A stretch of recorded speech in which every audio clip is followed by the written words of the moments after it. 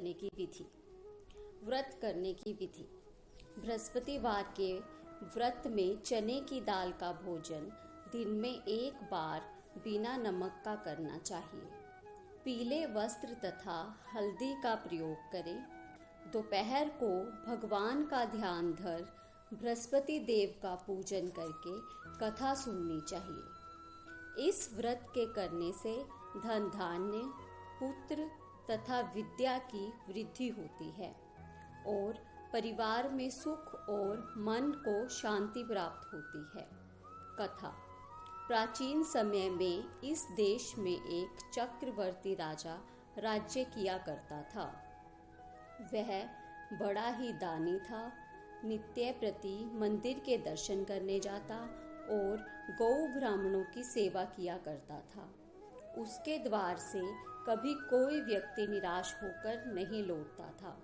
वह प्रत्येक गुरुवार को बृहस्पतिवार का व्रत रखता एवं पूजन करता। असहाय और गरीबों की सहायता किया करता था, परंतु उसकी रानी को यह अच्छा नहीं लगता था। वह ना तो व्रत करती और ना किसी को एक दमड़ी दान में देती थी तथा राजा से भी ऐसा ही करने को कहती थी। एक समय की बात है कि राजा शिकार खेलने वन को गए हुए थे। घर पर रानी और दासी थी। उस समय गुरु बृहस्पति देव साधु का रूप धारण कर राजा के द्वार पर भिक्षा मांगने आए तथा भिक्षा मांगी तो रानी कहने लगी, हे महाराज, मैं इस दान पुण्य से तंग आ गई हूँ। मेरे से तो घर का ही कार्य समाप्त नहीं होता। इस कार्य के लिए तो मेरे पति देव ही बहुत हैं। आप मुझे कोई ऐसा उपाय बताएं जिससे यह सब धन नष्ट हो जावे तथा मैं आराम से रह सकूं। साधु बोले, हे देवी, तुम तो बड़ी विचित्र हो। संतान और धन से कोई दुखी नहीं होता। पापी पुरुष भी इनकी कामना करते हैं।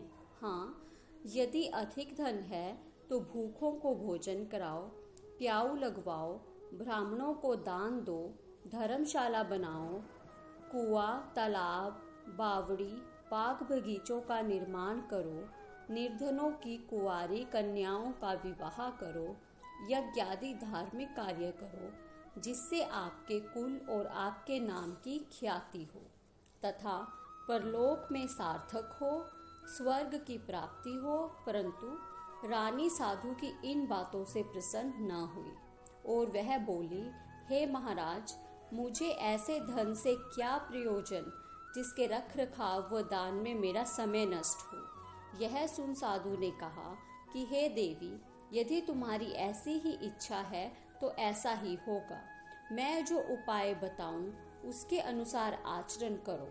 बृहस्पतिवार के दिन घर को गोबर से लीपना, अपने केशों को धोना और स्नान करना तथा राजा से कहना वह हजामत करवाए, मांस मदिरा का भोजन करना, कपड़े धोबी के यहाँ धुलने डालना। इस प्रकार 7 बृहस्पतिवार करने से तुम्हारा सब धन नष्ट हो जाएगा। ऐसा कहकर वह साधु वहां से अंतर्ध्यान हो गया। रानी ने साधु के कहे अनुसार ऐसा ही किया। अभी 3 बृहस्पतिवार ही बीते थे कि उसका समस्त धन नष्ट हो गया और भोजन के लिए तरसने लगे, सांसारिक भोगों से दुखी रहने लगे। तब वह राजा रानी से कहने लगा कि तुम यहीं रहो और मैं किसी अपरिचित देश में जाकर कोई काम करता हूँ, क्योंकि देश चोरी पर देश भीख अच्छी है। ऐसा कह राजा दूसरे देश में जा बसा। वह जंगल से लकड़ी काट कर लाता और उन्हें शहर में बेचकर अपना जीवन यापन करता। इधर राजा के घर रानी और दासी भोजन न मिलने से दुखी रहने लगे। किसी दिन भोजन मिलता और किसी दिन जल पीकर ही रह जाती। एक समय ऐसा आया कि उन दोनों को बिना भोजन किए 7 रोज हो गए। तब रानी ने दासी से कहा, हे दासी, यहाँ पास ही के नगर में मेरी बहन रहती है। वह बड़ी धनवान है। तू उसके पास जा और 5 सेर भेजड़ मांग ला, जिससे कुछ दिन तो हमारी उदर पूर्ति हो जावे। रानी की आज्ञा मान दासी उसकी बहन के पास गई तो उसने देखा कि रानी की बहन कथा सुन रही है। दासी ने रानी की बहन से कहा कि मुझे तुम्हारी बहन ने 5 सेर भेजड़ के लिए भेजा है। इस प्रकार कई बार कहने पर भी रानी की बहन ने कोई उत्तर ना दिया, क्योंकि उस रोज बृहस्पतिवार था और रानी की बहन बृहस्पतिवार व्रत की कथा सुन रही थी। आखिर दासी लाचार हो, दुखी मन क्रोधित हो अपने नगर को लौट आई और रानी से कहने लगी, हे रानी, तुम्हारी बहन बहुत बड़ी आदमीन है। वह छोटे आदमियों से बात नहीं करती। मेरे कई बार कहने पर भी उन्होंने कोई उत्तर नहीं दिया। मैं निराश हो वापस चली आई। रानी बोली, हे दासी, इसमें उसका कोई दोष नहीं, हमारे ही कर्मों का दोष है। जब बुरा समय आता है तो अपने भी मुंह मोड़ लेते हैं।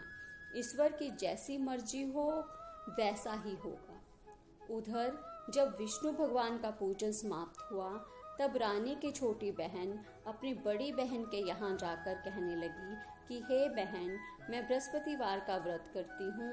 इस व्रत में जब तक कथा संपूर्ण नहीं होती तब तक ना उठते हैं और ना बोलते हैं। इस कारण मैं तुम्हारी दासी से नहीं बोली। कहो बहन, दासी को किस लिए भेजा था? रानी बोली, बहन, हमारे घर में अनाज नहीं था, इसलिए मैंने दासी को 5 सेर भेजड़ लेने तुम्हारे पास भेजा था। रानी की बहन बोली, देखो, बृहस्पति भगवान मनोकामना पूर्ण करते हैं। तुम्हारे घर में अनाज रखा होगा। इस प्रकार का वचन सुन रानी घर के अंदर गई तो वहां उसे एक घड़ा भेजड़ से भरा मिल गया। तब तो रानी और बांधी बहुत प्रसन्न हुई। दासी कहने लगी, हे रानी, देखो, वैसे तो हमको नहीं मिलता, जबकि हम तो रोज ही व्रत करते हैं। आप इनसे व्रत की विधि और कथा पूछ लो तो हम भी किया करें। तब रानी ने अपनी छोटी बहन से पूछा कि हे बहन, बृहस्पतिवार के व्रत की कथा कैसे है तथा इस व्रत को कैसे करना चाहिए? रानी की बहन ने कहा, गुरुवार के व्रत में चने की दाल से विष्णु भगवान और केले की डाल का पूजन करें और दीपक जलाएं तथा चने की डाल का ही भोजन करें। कहानी सुने। इस प्रकार करने से गुरु बृहस्पति देव प्रसन्न होते हैं और अन्न, धन तथा पुत्र की कामना पूर्ण करते हैं। यह सुन रानी और बांधी ने निश्चय किया कि वह भी बृहस्पति देव का व्रत व पूजन किया करेंगी। 7 रोज बाद जब बृहस्पतिवार का दिन आया तो उन्होंने व्रत रखा। बांधी गुड़साल से में जाकर चने की दाल बीन लाई तथा उस दाल से केले की जड़ का तथा विष्णु भगवान का पूजन किया। अब पीला भोजन कहाँ से आवे? बेचारी बड़ी दुखी हुई। उनके व्रत से प्रसन्न हो विष्णु भगवान स्वयं 2 थालों में भोजन ले उपस्थित हुए और दासी को देकर बोले, हे दासी, यह तुम्हारे और रानी के लिए भोजन है, तुम दोनों भोजन ग्रहण करो। दासी भोजन पाकर बड़ी प्रसन्न हुई और रानी से बोली, चलो रानी, भोजन कर लें। रानी को इस विषय में कुछ पता नहीं था, इसलिए वह दासी से कहने लगी कि तू ही भोजन कर ले, क्यों व्यर्थ में मेरी हंसी उड़ाती है? दासी बोली, हे रानी, एक साधु भोजन दे गया है। यह सुन रानी ने कहा, वह तेरे लिए ही दे गया होगा, तू ही कर ले। दासी ने कहा, वह साधु 2 थालों में हम दोनों के लिए ही दे गए हैं, आओ हम दोनों साथ ही भोजन करेंगी। अतः दोनों ने गुरु भगवान को नमस्कार कर भोजन किया। अब वह दोनों प्रत्येक बृहस्पतिवार को गुरु बृहस्पति देव का व्रत और विष्णु भगवान का पूजन करने लगी, जिसके फलस्वरूप वह धन को प्राप्त हुई। परंतु रानी फिर आलस्य करने लगी तो दासी ने रानी को समझाया, हे रानी, तुमने पहले भी इसी प्रकार आलस्य किया था, जिस कारण सब धन नष्ट हो गया। अब गुरु बृहस्पति देव की कृपा से समृद्धि हुई है, अतः आलस्य त्याग कर भूखों को भोजन कराओ, ब्राह्मणों को दान दो, शुभ कार्यों में धन को व्यय करो, मंदिर पाठशालाओं का निर्माण करो, कुंवारी कन्याओं के विवाह करो, कुआं तालाब बावड़ी का निर्माण करो, जिससे तुम्हारे कुल का यश बढ़े, जिससे पितृदेव प्रसन्न हो तथा स्वर्ग की प्राप्ति हो। दासी का कहना मान रानी धार्मिक कार्यों में दान पुण्य करने लगी, जिससे उसका यश फैलने लगा। एक दिन रानी व दासी सोचने लगी कि हम यहाँ बड़े आनंद से हैं, मगर राजा का पता नहीं वे कहाँ और किस प्रकार हैं। उन्होंने भगवान से प्रार्थना की तो भगवान विष्णु ने रात्रि में राजा को स्वप्न में प्रकट हो कहा, हे राजन उठ, तेरी रानी तुझको याद करती है, अपने देश को जा। राजा प्रातःकाल उठा और विचारने लगा कि स्त्री जाति खाने पहनने की संगिनी होती है, पर भगवान की आज्ञा मान वह अपने नगर को चलने के लिए तैयार हुआ। इससे पूर्व जब वह परदेश में पहुंचा तो वह बड़ा दुखी रहने लगा। प्रतिदिन वन से लकड़ी बीन कर लाता और उन्हें शहर में बेचकर अपना जीवन बड़ी कठिनता से व्यतीत करता। एक दिन वह राजा दुखी हो अपनी पुरानी बातें याद करके रोने लगा। बृहस्पति भगवान विष्णु उस जंगल में साधु का रूप धारण कर राजा से बोले, हे लकड़हारे, तुम इस सुनसान जंगल में किस चिंता में बैठे हो, मुझको बतलाओ। यह सुन राजा के नेत्रों में जल भर आया और साधु को प्रणाम कर बोला, हे भगवान, आप सब कुछ जानन हारे हो। इतना कह राजा ने अपनी सब व्यथा कह सुनाई। गुरु बृहस्पति देव अति दिव्यत हो उससे बोले, हे राजन, तुम्हारी स्त्री ने बृहस्पति देव का अपमान किया था, जिस कारण तुम्हारी यह दशा हुई। अब तुम किसी प्रकार की चिंता मत करो, भगवान तुम्हें पहले से अधिक धनवान करेगा। देखो, तुम्हारी स्त्री ने गुरु बृहस्पति देव का व्रत प्रारंभ किया है। तुम भी मेरा कहना मानकर बृहस्पति देव का व्रत किया करो। चने की दाल, गुड़, जल के लोटे में डालकर केले का पूजन करो और कथा कहा करो, सुना करो। भगवान तेरी सब मनोकामना पूर्ण करेंगे। राजा बोला, हे भगवान, मुझे लकड़ी बेचकर इतना पैसा नहीं मिलता जिससे मैं भोजन करने के उपरांत कुछ बचा सकूं। मैंने रात्रि में अपनी रानी को व्याकुल देखा है। मेरे पास कुछ भी नहीं है जिससे मैं उसकी खबर तो मंगवा सकूं, और फिर मैं कौन सी कहानी कहूं यह भी मुझे मालूम नहीं। साधु ने कहा, हे राजन, तुम इस बात की चिंता मत करो। बृहस्पतिवार के दिन तुम और दिन की तरह लकड़ियां लेकर शहर में जाना। उस दिन तुमको दुगना धन प्राप्त होगा, जिससे तुम भली भांति भोजन कर लोगे और बृहस्पति देव की पूजा का स्मान भी आ जाएगा। बृहस्पति देव की कहानी इस प्रकार है। प्राचीन काल में एक ब्राह्मण था। वह बहुत निर्धन था। उसके कोई संतान ना थी। उसकी स्त्री अति मलिन अवस्था में रहती थी। वह ना स्नान करती, ना किसी देवता का पूजन करती। प्रातःकाल उठते ही सर्वप्रथम भोजन करती, बाद में कोई दूसरा कार्य करती थी। इससे वह ब्राह्मण बहुत दुखी था। बेचारा बहुत समझाता, परंतु कोई परिणाम ना निकलता। भगवान की कृपा से उस ब्राह्मणी के कन्या रूपी एक रत्न पैदा हुआ। वह कन्या शुक्ल पक्ष के चंद्रमा के समान प्रतिदिन बढ़ने लगी। बड़ी होने पर वह कन्या शौचादि से निवृत्त हो स्नान कर विष्णु भगवान का जाप करती और बृहस्पति देव का व्रत कर पूजा पाठ से निवृत्त हो अपनी मुट्ठी में जौ भर के ले जाती। वह उन्हें पाठशाला के मार्ग में डालती चली जाती। ये जौ जमीन पर गिर स्वर्ण के हो जाते। उन सोने के जौ को फटक कर साफ कर रही थी। उसके पिता ने देख लिया और कहा, हे बेटी, सोने के जौ को फटकने के लिए सोने का ही सूप होना चाहिए। दूसरे दिन गुरुवार था। उस कन्या ने व्रत रखा और बृहस्पति देव से प्रार्थना कर कहा, हे देव, यदि मैंने आपकी पूजा सच्चे मन से की है तो मेरे लिए सोने का सूप दो। बृहस्पति देव ने उसकी प्रार्थना स्वीकार कर ली और दिन की भांति वह कन्या मार्ग में जोत डालती हुई चली गई। जब वह लौटकर घर आई और रास्ते में जौ बीनने लगी तो बृहस्पति देव की कृपा से एक सोने का सूप मिला।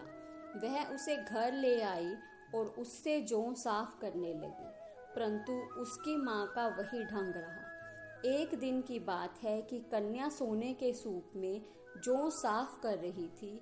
उसी समय उस नगर का राजपुत्र वहां से होकर निकला। वह उस कन्या के रूप और कार्य को देखकर मोहित हो गया तथा अपने घर जाकर भोजन तथा जल त्याग उदास ही लेट गया। राजा को जब इस बात का पता चला तो वह मंत्री को साथ ले उसके पास आया और बोला कि बेटा, तुम्हें क्या कष्ट है? किसी ने तुम्हारा अपमान किया हो अथवा कोई और कारण हो तो कहो, मैं वही कार्य करूँगा जिससे तुम्हें प्रसन्नता हो। पिता की बात सुनकर राजकुमार बोला, पिताजी, आपकी कृपा से मुझे कोई दुख नहीं है, ना ही किसी ने मेरा अपमान किया है, परंतु मैं उस लड़की से विवाह करना चाहता हूँ जो सोने के सूप में जौ साफ कर रही थी। यह सुन राजा आश्चर्य में पड़ गया और बोला, हे बेटा, इस तरह की कन्या का पता तुम ही लगाओ, मैं उसके साथ तुम्हारा विवाह करवा दूंगा।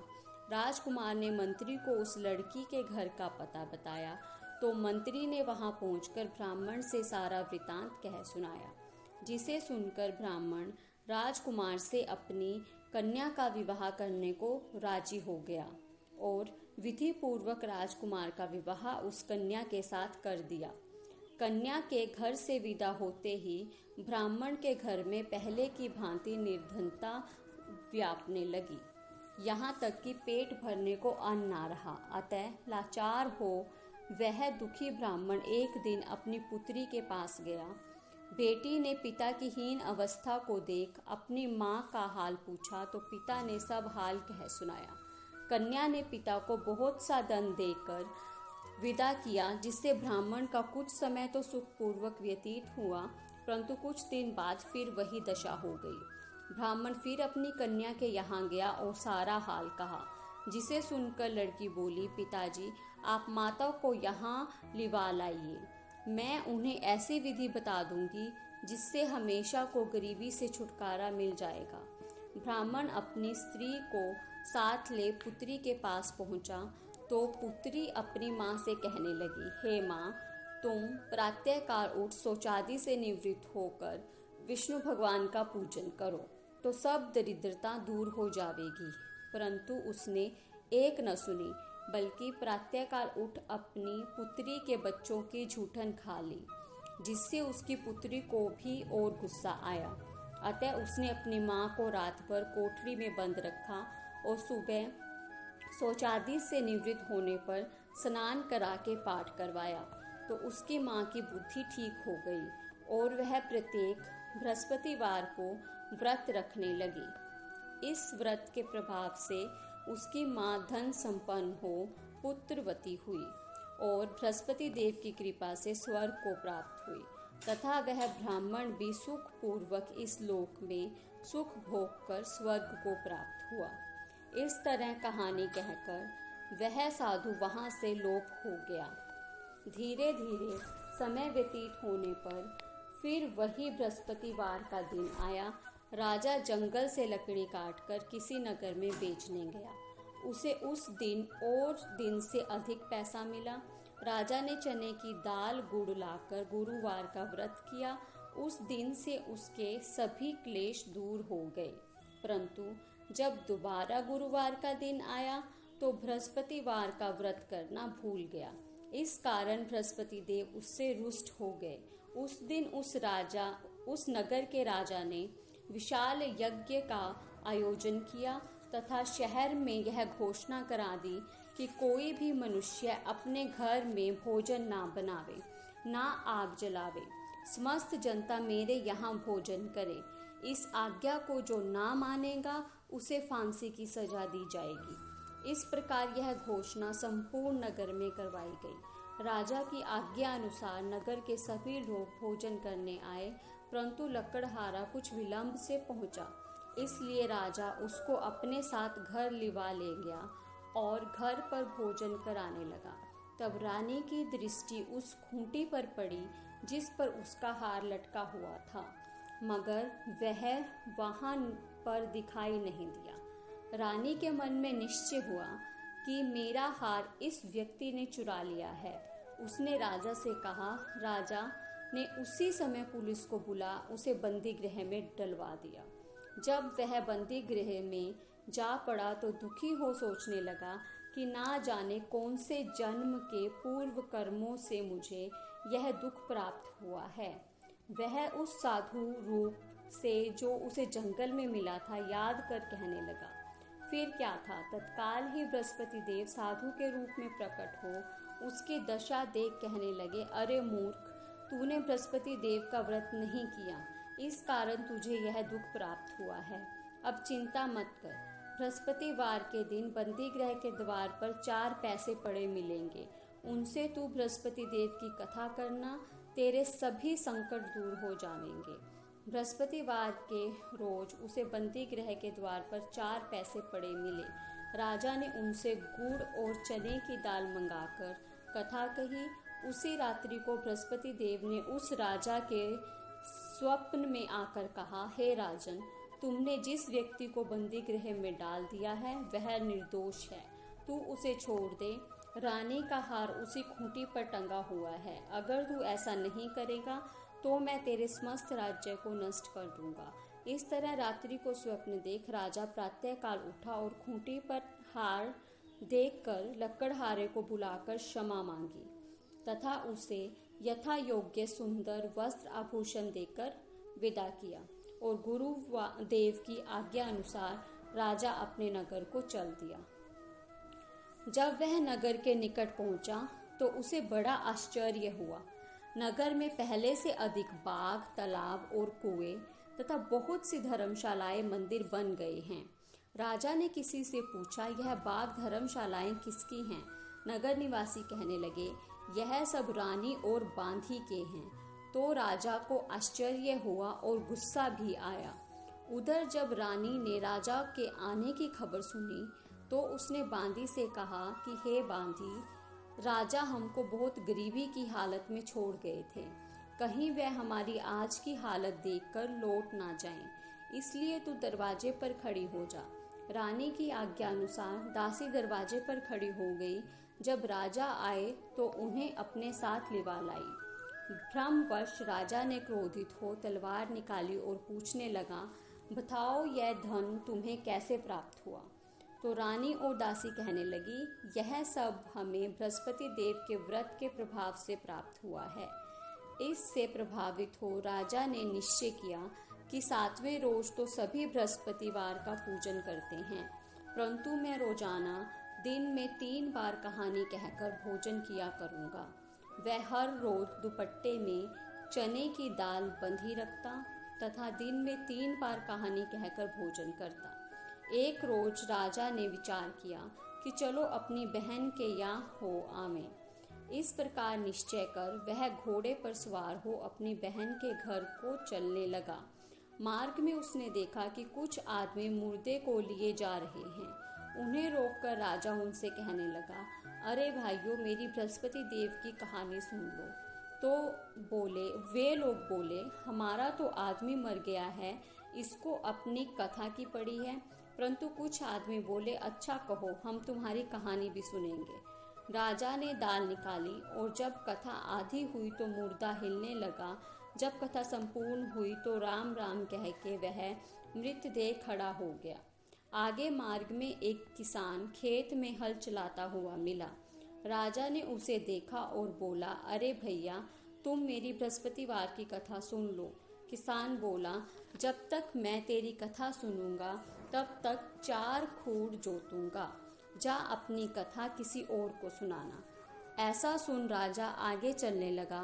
राजा के अहटते ही बैल पछाड़ खाकर गिर गए तथा उसके पेट में बहुत जोर का दर्द होने लगा। उसी समय उसकी माँ रोटी लेकर आई। जब उसने यह हाल देखा तो अपने बेटे से पूछा। बेटे ने सारा हाल कह सुनाया तो बुढ़िया दौड़ी दौड़ी उस घुड़सवार के पास गई और उससे बोली, मैं तेरी कथा सुनूंगी, तू अपनी कथा मेरे खेत में ही चल कर कह। राजा ने बुढ़िया के खेत पर जाकर कथा कही, जिसके सुनते ही बैल खड़े हो गए और किसान के पेट का दर्द बंद हो गया। राजा अपनी बहन के घर पहुंच गया। बहन ने भाई की खूब मेहमानी की। दूसरे रोज प्रातःकाल जब वह जागा तो क्या देखता है कि घर के सब व्यक्ति भोजन कर रहे हैं। राजा ने अपनी बहन से कहा कि तुम में कोई ऐसा भी है जिसने भोजन ना किया हो, वह मेरी बृहस्पतिवार की कथा सुन ले। बहन बोली, हे भैया, यह देश ऐसा ही है। यहाँ लोग पहले भोजन करते हैं, बाद में दूसरा काम करते हैं। अगर कोई पड़ोस में हो तो देखाऊं। ऐसा कहकर वह पड़ोस में देखने को गई, परंतु उसे कोई ऐसा व्यक्ति ना मिला जिसने भोजन ना किया हो। अतः वह एक कुम्हार के घर गई जिसका लड़का बीमार था। उसे मालूम था कि उसके यहाँ 3 रोज से किसी को भोजन नहीं मिला है। रानी ने अपने भाई की कथा सुनने के लिए कुम्हार से कहा। वह तैयार हो गया। राजा ने जाकर बृहस्पति की कथा कही, जिसको सुनकर उसका लड़का ठीक हो गया। अब तो राजा की प्रशंसा होने लगी। एक रोज राजा ने अपनी बहन से कहा, हे बहन, अब हम अपने घर को जाएंगे, तुम भी तैयार हो जाओ। राजा की बहन ने अपनी सास से कहा तो सास बोली, चली जा, परंतु अपने लड़कों को मत ले जाना, क्योंकि तेरे भाई के कोई औलाद नहीं है। बहन ने अपने भैया से कहा, हे भैया, मैं तो चलूंगी, परंतु कोई बालक नहीं जाएगा। राजा बोला, जब बालक नहीं जाएंगे तो तुम भी क्या करोगी। दुखी मन से राजा अपने नगर को लौट आया। घर पर जा उसने अपनी स्त्री से कहा कि हम तो निर्वंशी हैं, कोई हमारा मुंह नहीं देखना चाहता, और बिना भोजन करे सो गया। रानी ने भगवान से प्रार्थना की कि हे प्रभु, हमें आपने सब कुछ दिया है, आप हमें औलाद भी दें। उसी रात बृहस्पति देव ने राजा को स्वप्न में कहा, हे राजन, उठ, मन का सोच त्याग, तेरी रानी गर्भ से है। ऐसा सुनकर राजा को बड़ी खुशी हुई। 9वें महीने रानी के एक सुंदर पुत्र उत्पन्न हुआ। तब राजा बोला, हे रानी, स्त्री बिना भोजन के रह सकती है, परंतु कहे बिना नहीं रह सकती। जब मेरी बहन आवे तो तुम उससे कुछ मत कहना। रानी ने सुनकर हाँ कर दिया। जब राजा की बहन आई तो वह बहुत प्रसन्न थी और बधाई देने अपनी भाभी के पास गई। तब रानी ने उससे कहा, घोड़ा चढ़ी तो नहीं आई, गधा चढ़ी आई। राजा की बहन बोली, भाभी, मैं इस प्रकार ना कहती तो तुम्हें औलाद कैसे मिलती। बृहस्पति देव ऐसे ही हैं, जैसी जिसके मन में कामनाएं हैं सभी को पूर्ण करते हैं। जो सद्भावना पूर्वक बृहस्पतिवार का व्रत करता है एवं कथा पढ़ता है अथवा सुनता है और दूसरों को सुनाता है, बृहस्पति देव उसकी सभी मनोकामना पूर्ण करते हैं। भगवान बृहस्पति देव उनकी सदैव रक्षा करते हैं। जैसी सच्ची भावना से रानी और राजा ने उसकी कथा का गुणगान किया, बृहस्पति देव ने उनकी सभी इच्छाएं पूर्ण की। ऐसे ही सबकी कामना पूर्ण करें। कथा सुनने के बाद प्रसाद लेकर जाना चाहिए। बोलो बृहस्पति देव की जय, विष्णु भगवान की जय।